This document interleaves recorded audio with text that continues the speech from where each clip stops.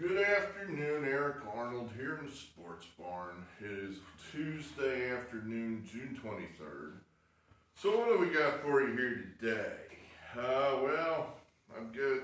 I wrote my notes down just to try to make my poorly formed thoughts just a little more organized. We've got some MLB talk, what I did this weekend. How exciting is that? Some virus talk, and then I want to talk about the rioting and defacing of statues and that sort of thing. So we'll get it, since we're supposed to be a sports channel here. There are no sports at the moment, but we're hoping and waiting. So it looks like MLB has finally made a deal. Well, I take that back. They didn't make a deal. They're going to play. You know, if they're going to play, they hate each other. Do we really care if they hate each other as long as they're going to play? I've lost track of the going back and forth of the negotiations. I just lost track of it. It was so stupid, nonsensical. I think the final deal was that the owners gave the players a 60-game proposal, and the players rejected it. So then the owners just went ahead and said, all right, well, we'll just play 60 games then. You know, I guess, figuring that the players, I guess, are, at the moment are just angling for a grievance. That's all they're trying to do, is just set the owners up for some kind of grievance that they can win, which, it doesn't sound to me like the players are too interested in playing baseball. I can't say the owners are either, but whatever. I mean, I could give a shit about your grievance. Other than it'll probably just hurt our chances of having baseball played either next year or the year after that. At any rate, 60 games is looking like what they're going to come up with. So are we going to view this as legitimate?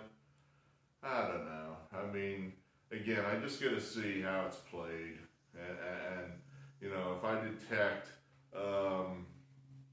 that nobody's trying, that nobody cares, then we're probably just not going to bet it. I mean, we're just going to go ahead and pay attention to the NHL and the NBA. I think, honestly, you're probably going to get the most honest game you're going to get probably is the NHL. By honest, I mean the guy's playing hard. The guy's going 110% to try and win the trophy. The NBA, I mean, I'm definitely getting a vibe out of those players that, we're really kind of not all into this, you think there'd be some guys there that, LeBron, for example, I would think he'd want to go because he wants that to check the box to show that he's as great as Jordan was and show that he won another title, with a different team. That would be what now? 3 titles, 3 different teams. But then, he's not, everybody's distracted by the social issues, so I don't know. I think you'll probably get a pretty honest game out of the NHL. That's where I'm probably going to be watching in August. So, MLB, we'll finish up the previews. I mean, we've done 22 teams or 21. I've lost track. We've got like 8 or 9 to go. We'll finish that up. Why not? And that way, we will have some basis, at least, once they do start playing, to throw some opinions and some bets down without totally guessing. So that's what we're looking for. So what else? I've been struggling with depression, I guess, because of this lockdown, this huge drought of sports. I mean, I used to get depressed when the All-Star break rolled around, because that was like the only time of year there were no sports. You had the home run hitting derby, which is not that exciting. The All-Star game itself, which has stopped being interesting about 30 years ago when the players stopped caring about it. And then 2 days after that where there are no sports, and I hate the All-Star break. Well, this is like an All-Star break that never ends. So, hey, I'm struggling with it. I'm sure a lot of other Americans are battling depression and sanity issues too. So, whatever. My little grandson, he tried to make me feel better. He said, well, I'm not unemployed as long as I have a YouTube channel. Like, okay, I didn't mention I had 6 views on the last video. I didn't tell him that. I guess maybe he'd think I was less employed than he thought. His little buddy that was with him, he had a buddy with him this weekend. He was probably younger, maybe 8. He pretended to be impressed that I had a YouTube channel, so that was real nice of him. He said, how many subscribers do you have? I said, 30. And he did a real good job. I could tell he was like, but, he pretended like that was a lot. So thanks, little kid. We took took a mini putting, we call it miniature golf here in Pennsylvania. Apparently in the Midwest, it's called putt-putt.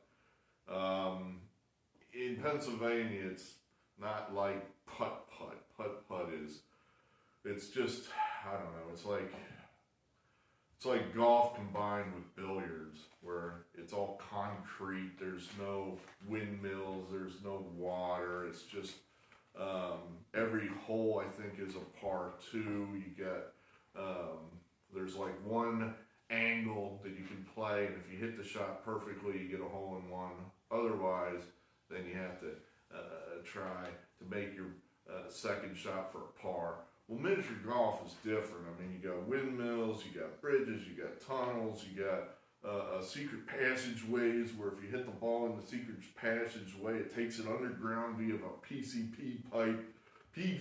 pipe, and drops it out near the hole. A lot of water. Yeah, it's a lot more fun. And so we did that. And I thought, this isn't bad. I was a little worried about, all the various lockdown measures. They said masks recommended. Nobody wore masks, so I enjoyed that. They said that you were supposed to stay at least one hole behind the group in front of you. Nobody adhered to that, so I felt good about that. Because, I'm so over this virus, I can't even begin to tell you. The only thing where the lockdown measure came to hurt me was they removed all the ball retrieval things. These courses have a lot of streams and little lakes where they can trap you, where your ball gets in the water, and then you have to get the little big long pole with a scoop on the end of it and reach in there and pull your ball out, and you take your penalty, and then you start over. Well, they took all those off, I guess because if I touch a pole that somebody else has touched, I could get sick. So, it didn't take more than 4 holes before Aiden's little buddy dropped this ball. He didn't even hit it in the water, he just dropped it in the water. It's like, where's your ball, Noah? Oh, it's in the water. It's like, oh, jeez. So, I thought I'd be the hero and go get it out. I'll just reach in and pull it out. Well, it was, I screwed it all up. There was a rock there in the middle of the little pond that I thought, well, I'll just stand on that rock and I can reach over and get it. And as soon as I, balanced out onto the rock, it had some kind of algae on top of it, and immediately I started to slip, and I'm like, oh shit, and there's nothing to grab onto. It's like, whoop, here we go, slow motion fall, splash, I'm laying in the middle of this pond here. I'm thinking, oh, I'm probably on YouTube right now, and I'm like, and I'm trying to, get up, and I'm thinking my back is probably just thrown out. I'll probably end up in traction, and I'm so goddamn fat that I can't get up. And so I'm like a turtle on its back. Splash, splash. And I got up, and are you okay? I mean, at least my family didn't completely laugh at me. So that was, I wasn't feeling all that funny at the moment. It was like,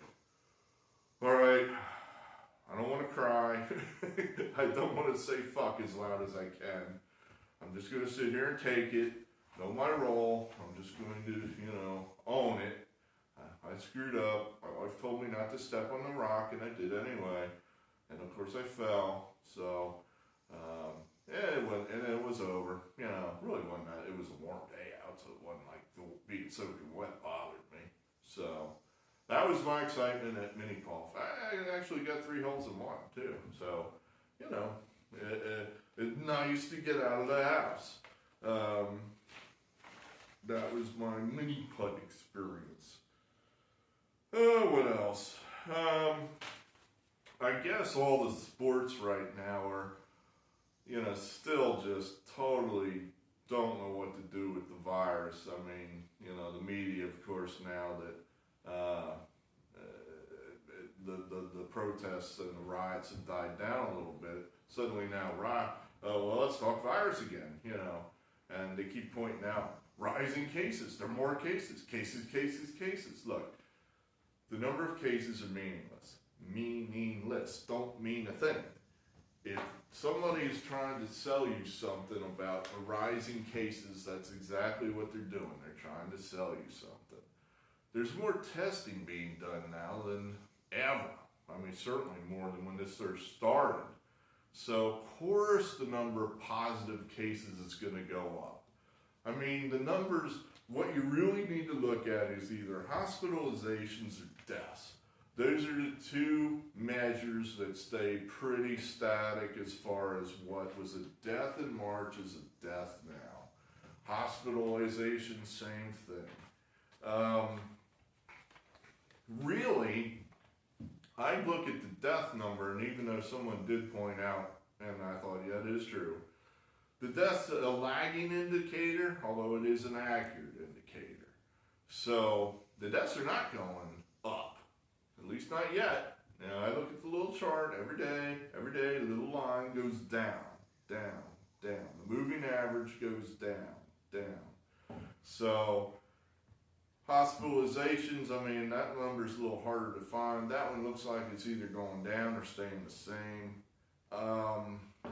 If cases are going up and deaths is going down or staying the same, that's a good thing. It means the virus is not as deadly as everybody thought it was, which is what I think is the case. So, reason 10,008 why I'm so over this damn virus, and I think it's ridiculous that we've tied ourselves knots over this goddamn thing. But, so, I think as the sports leagues just need to grit their teeth and plow forward, and this will be over sooner rather than later, as long as we don't continue to own ourselves and make mistakes and continue to tie ourselves in knots. But, we tried it your way. I was told that we would flatten the curve, we would all hide inside for 2 weeks. Well, that turned into over 3 months. And I don't know it did all that much good. So, we tried it your way. Now, let's try it our way. Let's just go out and live our lives. And if you don't want to do that, then you stay inside and let me go outside for a little bit. But we'll see how it goes. We'll see. What else do we got here? Alright, so statues, rioting, what have you. Jeff Blue asked me this the other day. He said, what is Antifa? I've never heard of these people. I mean, apparently they're running around doing these riots. And I said, well, Antifa, and he's right, they are largely a group behind the rioting. Antifa is a group that's basically your Occupy Wall Street, your anarchists, communists, anti-capitalists. These are people that just want to burn down the current system. Whether that be the Constitution, the rules we follow, the history that we have. They just want to torch it and burn it all down. And I don't even know if they have an idea what they want to replace it with.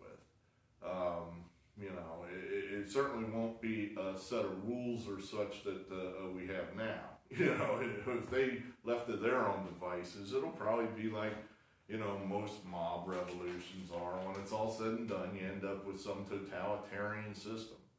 So that's Antifa. They're the ones that are burning things, knocking things over. Yeah, you know, I myself have just about had enough of the statue toppling. You know, I have no use for the Confederacy.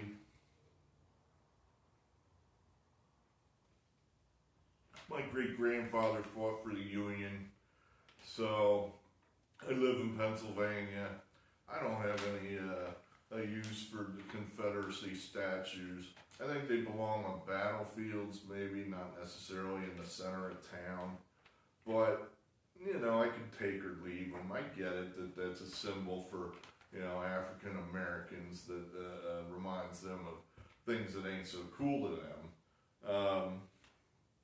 But now you're just starting to get out of control. I mean, I saw that they knocked over a statue of my guy, Ulysses S. Grant, in San Francisco. It's like, wait a minute. I thought he was one of history's good guys. But apparently, he wasn't good enough for some of these Antifa bastards. So, you know, it's like, enough. You know, I heard these people are coming to Gettysburg on the 4th of July. It's like, what the, you know, where do you want, I mean, I don't want these people out there at Gettysburg tearing down statues. I mean, where do you want to put a statue of the Confederacy? I mean, to me, that's where it belongs. And plus, I know damn well you're not going out there just to tear down the Confederate statues. They're going to tear them all down. So I hope that that's not actually going to happen. You know, it just made me think, it's like, you know, this idea that we want to look back at history, and if it isn't perfect through our Monday morning quarterbacking hindsight's 2020 vision, then we want to criticize, tear it up, say it didn't happen. I think that's kind of dumb. I mean, history is what it is. I mean, that's what happened. If it didn't go the way you think it should have gone, maybe we should learn from that. But I don't know that you can necessarily learn a whole lot of lessons when you're trying to say, they weren't perfect, curse them, they should have been perfect. Yeah, you know, I think nothing's perfect. I think about what's going on right now. I had a course in college called, it was French history, because I was a history major. And I think about the French Revolution now, and I compare it a little bit to the American Revolution, of which the guys from the American Revolution are all getting dragged, or most of them are now, because a few of them owned slaves. And what happened in the American Revolution was they kept it all together, and they managed to make a new country that has, you know, basically prospered since whatever, the late 1700s. 250 years, is that it?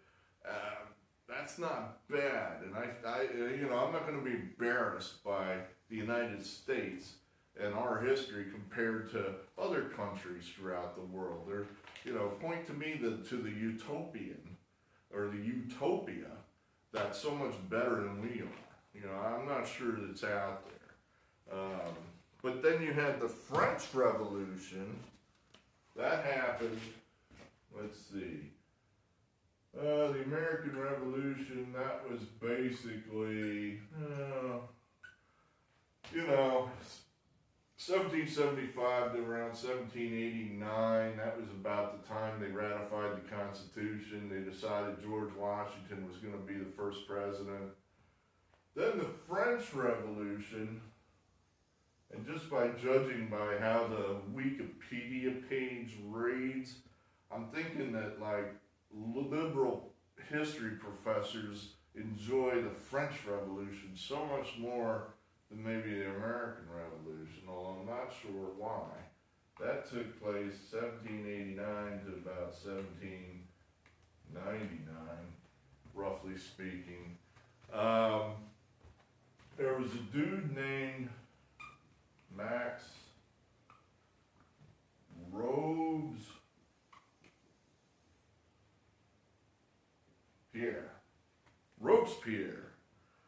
Maximilien Robespierre.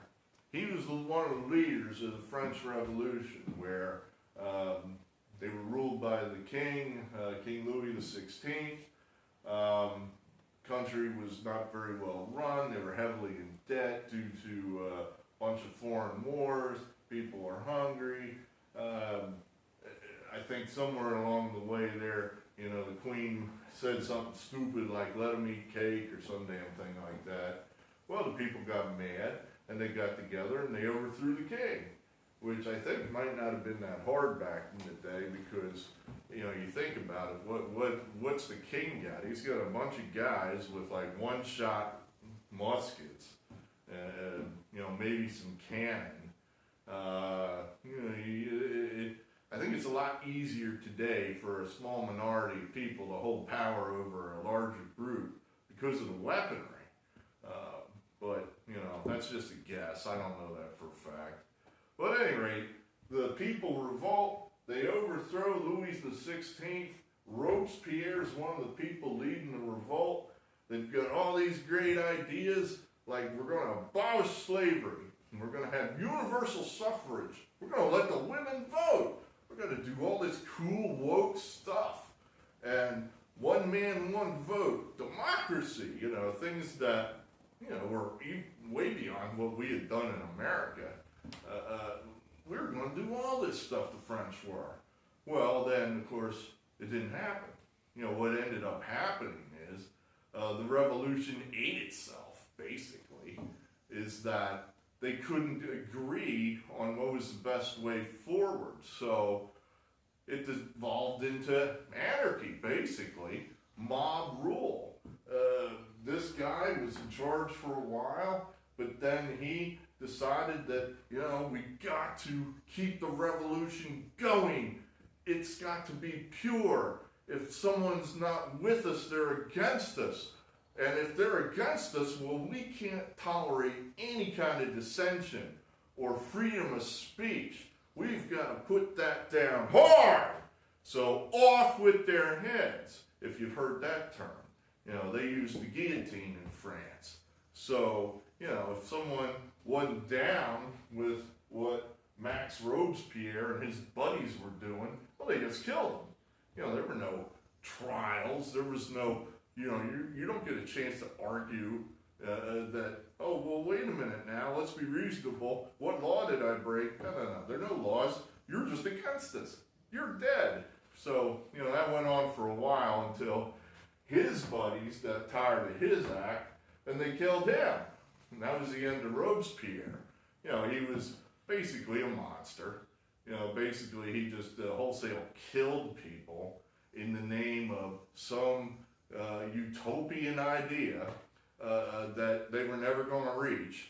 You know, and I think about that, comparing that to the American Revolution, where not everybody agreed in the revolution when they were putting it together, but they took the bad ideas and the things they disagreed with, and they said, well, you know, we don't agree with slavery, but we kind of need you if we're going to beat the British. So we're going to go ahead and tolerate it for now because we want to get this thing off the ground, and we don't want it to devolve into anarchy or, you know, another dictatorship, or just have the, you know, British just beat our ass and we'll just have to stay under their rule. So, you know, we're Jefferson, we're Washington perfect. I don't know, probably not in 2020 hindsight, but I think they were pretty damn good. And I'm not embarrassed by them. So, you know, I compare them to the French, who had all these, you know, high-minded ideals. What basically happened was then once their revolution ate itself, well, then Napoleon stepped in and he was a dictator. You know, they ultimately didn't abolish slavery in France, according to the internet, until 1848. So, you know, it wasn't like they got this sudden jump on the rest of the world because of the French Revolution. They couldn't maintain it. They couldn't all get along. So, you know, you know, the mob rule, you generally don't end up with anything good when you just turn the mob loose and say, go ahead, make your own rules. So that's what I think. Here on the 23rd of June, on Tuesday, I guess we need to do a Boston Red Sox preview. I guess that's where we left off. I don't know. We'll speed through those things. And then, you know, hey, man, I mean, they were talking like they might actually start baseball the 24th of July, which would be great. They'd give me at least a week jump on the other sports. So we'll see what they do. Thanks for being here, all of us 6 or 10 of you. We'll pick things up here once sports come back. I've been working real hard on my college football. I mean, we had a great college football season last year, winning against the spread. So I'm hoping that we can do that again. Do it for the camera. You know, it was all done off camera, of course. But, yeah, it was, you know, 54, 55%, 54%. It was almost 55%. I mean, yeah, that was great. So I'd love to do that again. So I'm hoping, you know, there's going to be college football. My God, I'm hoping there is. Thanks for being here, and we'll speak again. Eric Arnold signing off.